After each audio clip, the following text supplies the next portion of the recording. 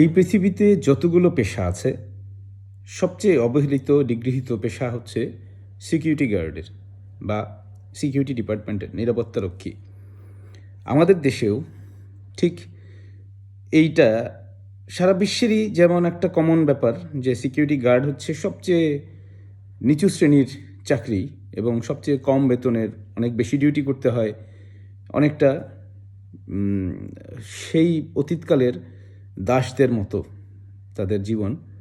এটা বাংলাদেশেও প্রচণ্ডভাবে সত্য। আমরা যারা অনেক দিন ধরে নিরাপত্তা বিভাগে চাকরি করছি বা নিরাপত্তা বিভাগের সাথে সংশ্লিষ্ট আছি, আমাদের একটা কমন মাইন্ডসেট হচ্ছে যে ব্লেম যা কিছু আসবে আমরা সেটা গ্রহণ করব। এবং এটা দেখা যায় যে অনেক সময় এরকম প্রশ্ন হয় যে ফ্যাক্টরির ভিতরে গাড়ি কেন স্পিডে চললো, সিকিউরিটি গার্ড কী করে? কিংবা অনেক সময় দেখা যায় যে অমুক জায়গার দরজাটা কেন খোলা ছিল, সিকিউরিটি গার্ড কি কিছুই দেখে না, তারা কি কিছুই করে না? অথবা রাতের বেলা কোনো একটা ছেলে যদি মনোটোনাস ডিউটির ওইখানে ঘুমিয়ে পড়ে বা ঝিমিয়ে থাকে, তাহলে তাকে প্রশ্ন করা হয়, তোমাকে কি এই ঘুমানোর জন্য পয়সা দেওয়া হয়? যাই হোক, যেটাই আপনি বলবেন, যেটাই আপনার এই প্রশ্ন তিনটা খুব কমন সারা বাংলাদেশে বা সারা বিশ্বেই খুব কমন। কিন্তু যখনই আপনি এই প্রশ্নগুলো করবেন তার আগে আপনাকে একবার চিন্তা করতে হবে যে কেন এরকম ঘটছে। এটা এমন নয় যে এই লোকটা বা ওই সিকিউরিটি গার্ডটা সে গাড়িটা টেনে ধরবে। আসলে তার কতটুকু পাওয়ার এক্সারসাইজ করার সুযোগ আছে। অর্থাৎ আমরা যখন রাস্তায় কেউ 80 কিলোমিটার স্পিডের রাস্তায়, আমরা যখন কেউ 120 বা 140-এর রাস্তায় গাড়ি চালাচ্ছি, তখন আমরা দূরে পুলিশ দেখলে আমরা তখন চেষ্টা করি একটা বাস বা একটা বড় গাড়ির আড়ালে চলে যেতে। এই আড়ালে চলে যাওয়াটা আমাদের কিন্তু এই জন্য না যে আমরা নিরাপদে চালাবো, আমরা কিন্তু এই জন্য যে আমরা জরিমানা এড়াবো। অর্থাৎ আমরা নিরাপদে চালানোর চেয়ে জরিমানা এড়াতে বেশি আগ্রহী। ঠিক তেমনি সিকিউরিটি গার্ড যখন একটা ফ্যাক্টরি প্রেমাইসিসে বা একটা নির্দিষ্ট জায়গায় নির্দিষ্ট গতিতে চলা গাড়ি থামাতে না পারছে, তখন কিন্তু তার হাতে আসলে ওই পুলিশ যেমন জরিমানা করতে পারবে আপনাকে, এই সিকিউরিটি গার্ডের কিন্তু আসলে সেই জরিমানা করার এখতিয়ার নেই, বা জরিমানা করার যদি এখতিয়ার দেওয়া হয় তাহলে আবার সেকেন্ডারি আরও বেশ কিছু অ্যাসোসিয়েটেড বেশ কিছু প্রবলেম তৈরি হবে ওখানে। তো স্বাভাবিকভাবেই আমরা যখনই এই কমন তিনটা প্রশ্নের উত্তর চাইব একজন সিকিউরিটি ডিপার্টমেন্টের সংশ্লিষ্ট ব্যক্তির কাছে, তখন আমাদেরকে অবশ্যই মাথায় রাখতে হবে ওই ডিউটির জন্য আমরা কতটুকু এম্পাওয়ার করেছি ওই ব্যক্তিকে। এবং একই সাথে এই যে লোকটা রাতের বেলা ঘুমিয়ে পড়ছে, তার ঘুমিয়ে পড়ার পেছনের সেই একঘেয়েমিটার কারণটা কী? অর্থাৎ আমি আপনাকে একটা উদাহরণ হিসেবে দিই। আমি যখন প্রাথমিকভাবে চাকরিতে শুরু করি, আজ থেকে প্রায় 20 বছর আগের ঘটনা, তখন আমি একটা কন্ট্রোল রুম ডিউটি করতাম। এই বাংলাদেশে তখন কন্ট্রোল রুম কনসেপ্ট খুবই রেয়ার। অনেক বড় অর্গানাইজেশন ছাড়া সাধারণত সিকিউরিটি কন্ট্রোল রুম, যেখানে কনসোলিডেটেড ফায়ার অ্যালার্ম সিস্টেম থাকবে, সিসিটিভি মনিটরিং সিস্টেম থাকবে, কিংবা door lock access control system, কন্ট্রোলের সিস্টেম থাকবে, যে আমরা চাইলেই কোনো দরজা লক করে দেবো, সেই দরজা থেকে আর কেউ বের হতে পারবে না, এইরকম একটা ইন্টিগ্রেটেড কম্প্রিহেন্সিভ একটা কন্ট্রোল রুম, এটা তখন অকল্পনীয় ব্যাপার বাংলাদেশে। আলহামদুলিল্লাহ আমার সুযোগ হয়েছিল এরকম একটা প্রতিষ্ঠানে চাকরি করার, যে প্রতিষ্ঠানে এরকম একটা কন্ট্রোল রুম ছিল, এবং আমি জয়েন করার পরেই ওখানে কন্ট্রোল রুমটা প্রতিষ্ঠিত হয়। এখানে আমি একদম জিরো থেকে এই জিনিসটার এস্টাবলিশমেন্টটা, ইমপ্লিমেন্টেশনটা দেখেছি। যাই হোক, আমি যখন ওখানে শুরু করি চাকরি, তখন আমরা যখন দিনের এ শিফট বা বি শিফটের ডিউটি করতাম, তখন আমাদের শিফটিং ডিউটি ছিল। আমরা যখন এ বা বি শিফটের ডিউটি করতাম, তখন আমাদের একটা জিনিস হতো যে আমরা খুব এনথুসিয়াজম নিয়ে আমরা কাজ করতাম।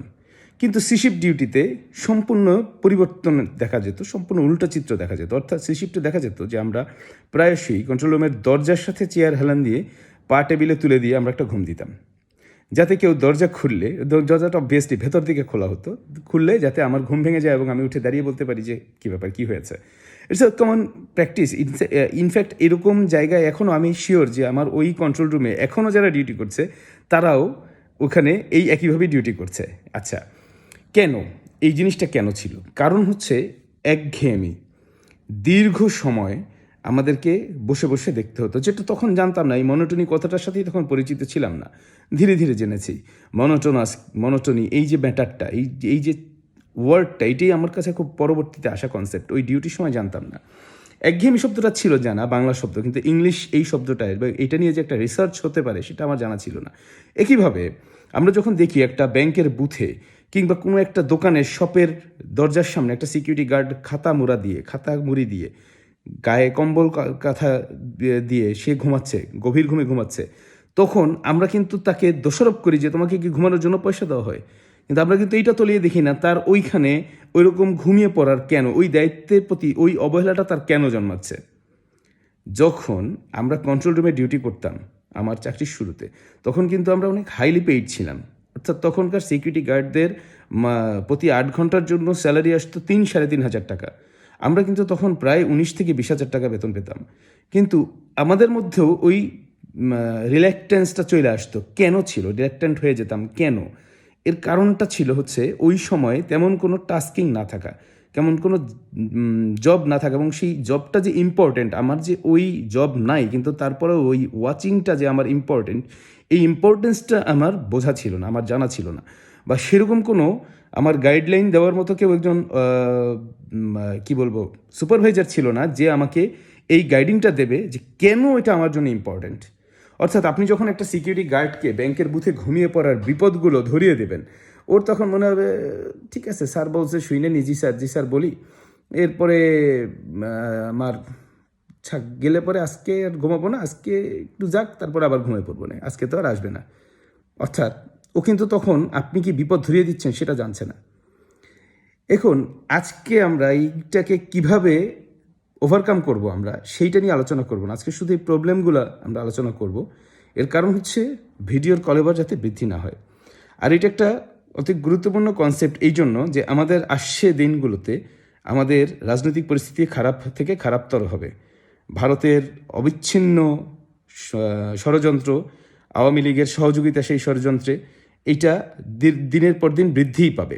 এবং আমরা যারা সাধারণ মানুষ, আমাদের নিরাপত্তার জন্য আমাদেরকে অনেক কিছুই চিন্তা করতে হবে, আমাদের নিরাপত্তার দিকে আমাদের এখন অনেক বেশি ফোকাসড হতে হবে। তো আজকে আমি প্রবলেমগুলো এমনভাবে প্রেজেন্ট করলাম যেটা আপনারা কমন ফেস করেন এবং এটা বলেন। আগামী ভিডিওতে আমি এইটার সমাধান এবং নতুন কিছু প্রসঙ্গ নিয়ে আলোচনা করব। আমার এই ভিডিওগুলো আমি করছি হচ্ছে একেবারেই রুট লেভেলের সিকিউরিটি গার্ডদের জন্য, যাদেরকে নিয়ে আমি কাজ করি। এই ছেলেপেলেদেরকে আমি এস্টাবলিশ করতে চাই, ডেভেলপ করতে চাই, এমন একটা পর্যায়ে নিতে চাই যাতে এই চাকরিটা, এই বিজনেসটা, এই ব্যবসাটা, এই সেক্টরটা একটা নামকরা সেক্টরে পরিণত হয়, যারা একটা নোবেল চাকরি করছে, নোবেল জব করছে, কিন্তু সেটার কোনো সম্মান পাচ্ছে না অ্যাপ্রোপ্রিয়েট।